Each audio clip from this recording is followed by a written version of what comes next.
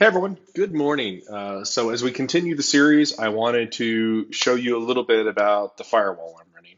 So during this recording right now, it's morning time. I'm actually having my coffee. Hope you guys are either having a cup of coffee or have already had your cup of coffee for the day. But wanted to go through and show you again as part of the home office, home lab tour. Wanted to introduce you to my Firepower 1010, which is, let's see if I can get it. It's right. Oh, this is hard to do on a camera, right there. So you would have seen it in an earlier video. It's sitting over there on the desk. So kind of a quick tour of where I came from and where I am now. So when I first started my role, I got one of these guys, an ASA 5508X. Great firewall.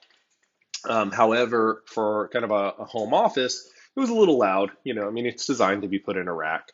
But you notice that we came out with the 1010 about a year ago or so.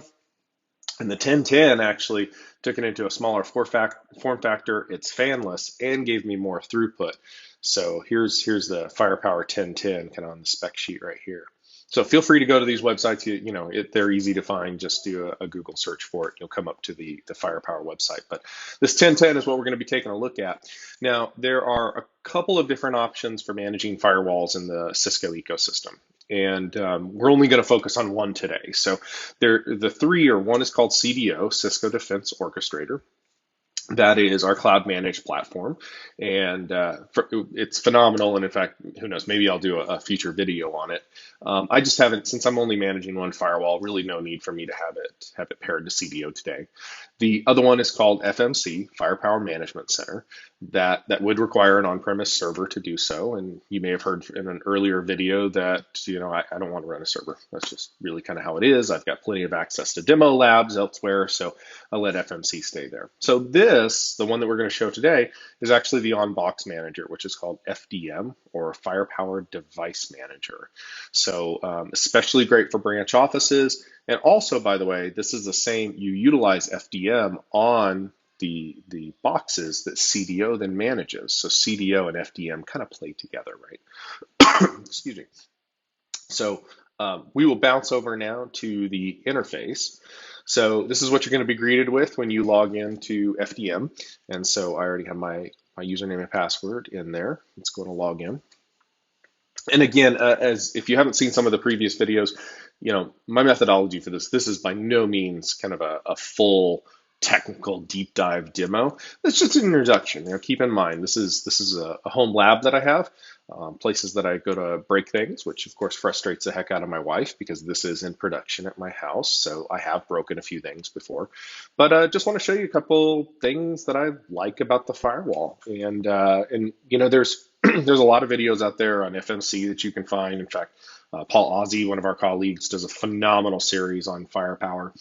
And then there's actually quite a few videos out there on CDO. There are fewer videos on Firepower Device Manager. So for some of you, this may be the first time you've seen this interface. And just so to call out for anyone that's there, I am running 6.5.0.4, which is the latest code release today. 6.6 will be coming out in a little while. This is not a gold release, though, just for those of you that might be looking at this and saying, look, it looks a little bit different. 6.4 is still the recommended release, but I live life on the wild side.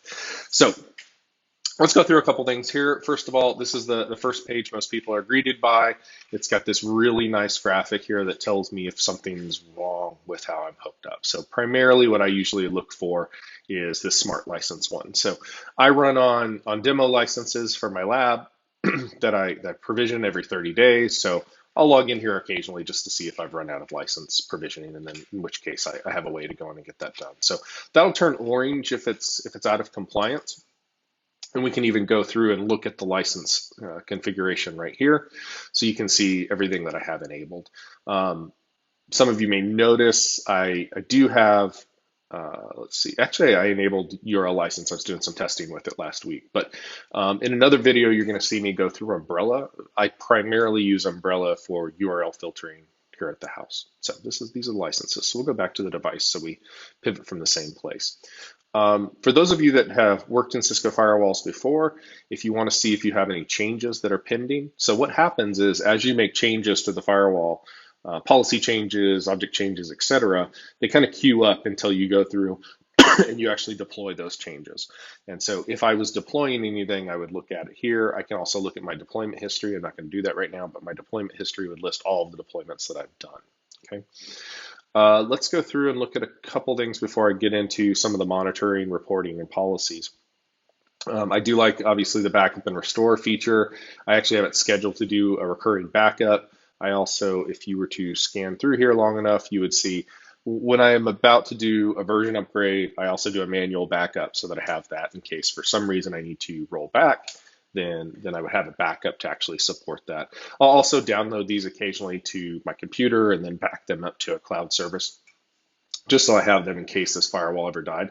I've been very fortunate. I haven't actually had a Cisco firewall die on me. I'm not saying it's impossible, but they tend to be pretty dang resilient little devices.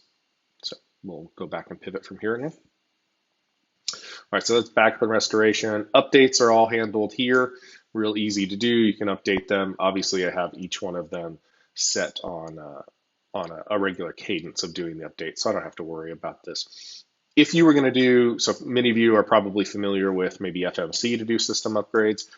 It's actually a really simple process. So all you do is you go to software.cisco.com, you download the latest upgrade, you browse for it, you upload it into the firewall, and then you implement it. And it does take some time when you're doing an upgrade, but so definitely do it during an outage window.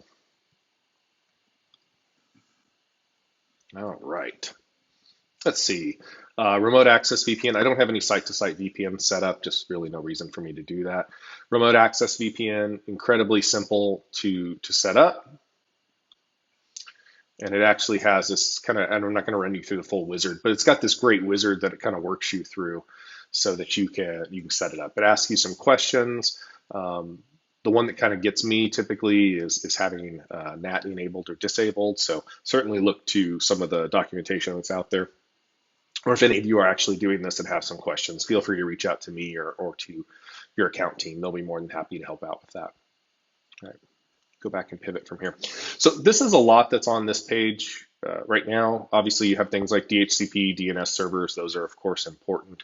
You can activate any cloud services. This is actually one of the places where you'd activate CDO if you wanted to pair it up with CDO, that defense orchestrator in the cloud. But we're not going to go through all of that.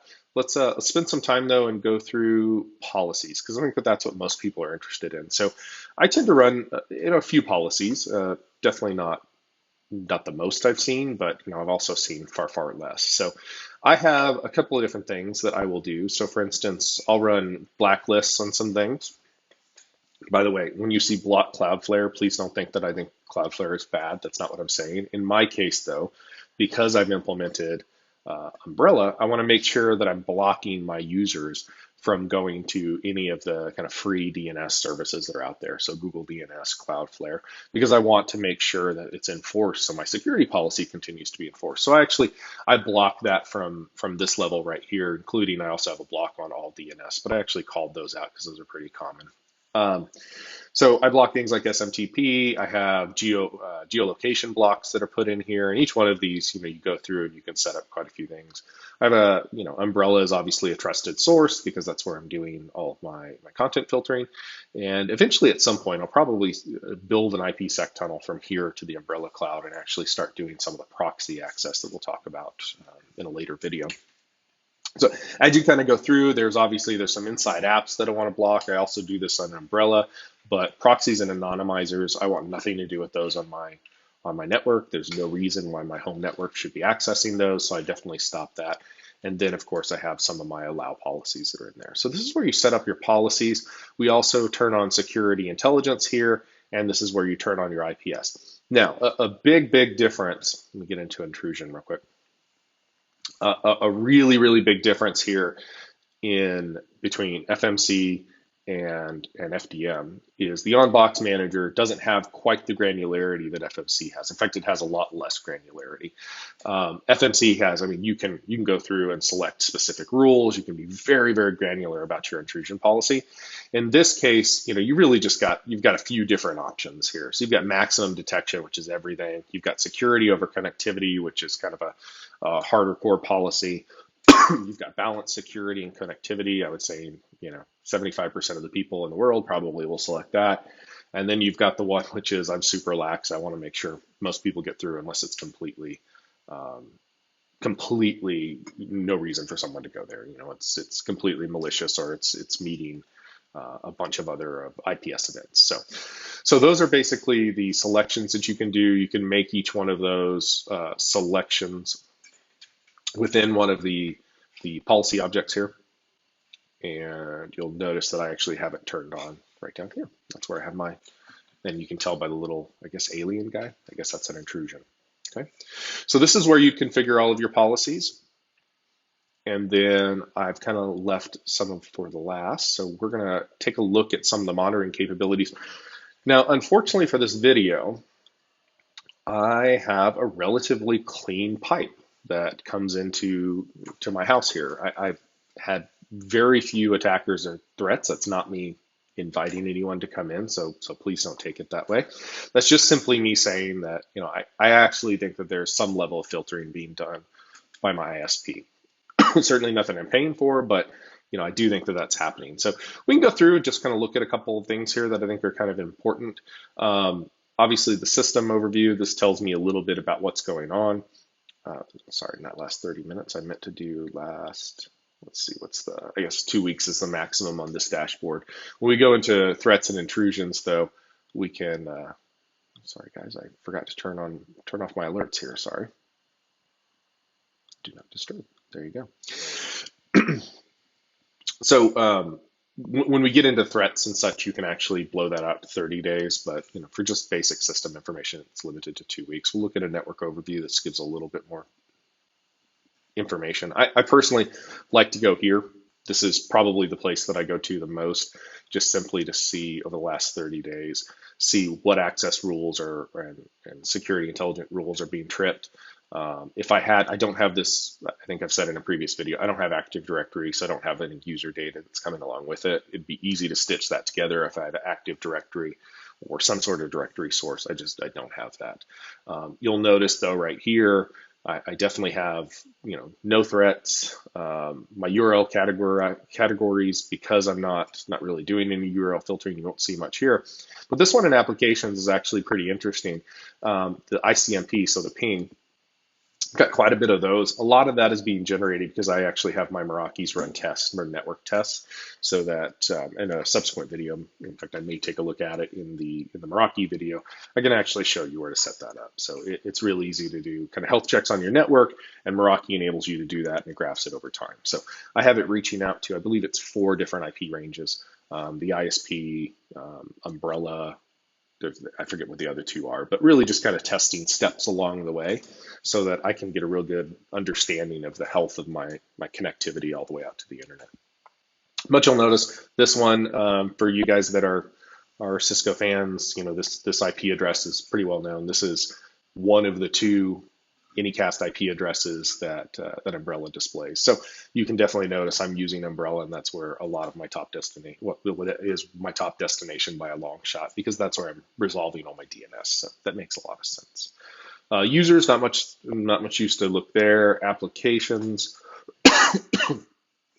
Again, this is what came from the previous web applications there as well. I have a lot more granularity in Umbrella, so I don't spend much time on these. My web applications, I usually get that information from Umbrella. We'll go through that in a later video.